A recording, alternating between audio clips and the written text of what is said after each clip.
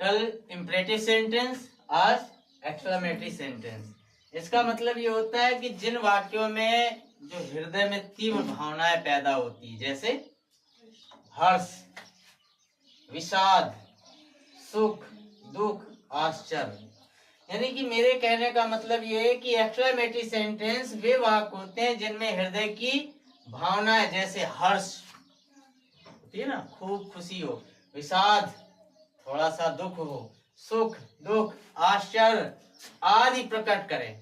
तो इन वाक्यों के इनडायरेक्ट स्पीच बनाने के कुछ नियम होते हैं। पहला नियम, एक्सक्लेमेटरी तथा विशेष प्रकट करने के लिए, यानी कि ये सब प्रकट करने के लिए, और विशेष मतलब इच्छा प्रकट करने वाले वाक्यों रिपोर्टिंग वर्ब प्रायः किसमें एक्सक्लेम्ड, कैरिड आउट, विज्ड आदि में क्या कर दिए जाते हैं, बदल जाते हैं।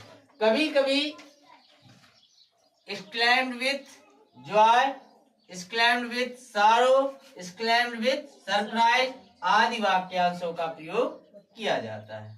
ठीक है। अब दूसरा है, ऐसे वाक्यों में दैट कंजक्शन का प्रयोग होता है। जब कंजक्शन लगाएंगे तो दैट का प्रयोग करेंगे। खुशी के लिए क्या करेंगे, विथ जॉय लगाएंगे, एक्सक्लेम्ड विथ जॉय। दुख के लिए एक्सक्लेम्ड विथ सारो, और कोई सरप्राइज या आश्चर्य तो exclaimed with surprise.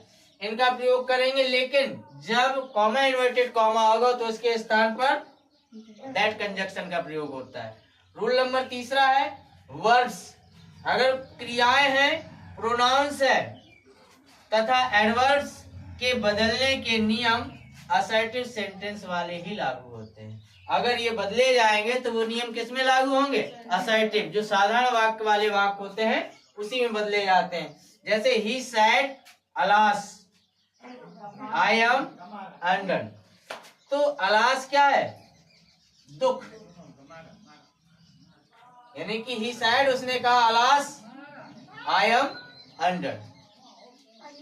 Undone, done, done क्या होता है, पूर्ण करना, अनडन मीन अपूर्ण होना।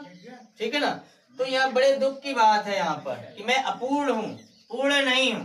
तो यहाँ पर ही एक्सक्लेम्ड विथ सारो, कॉमा इन्वर्टेड कॉमा की जगह दैट। अब आई किसके हिसाब से बदलेगा, ही के, यहाँ ही आ जाएगा, आई के साथ पास्ट में जाएगा तो आई का एम का क्या हो जाएगा, वाज अंडर।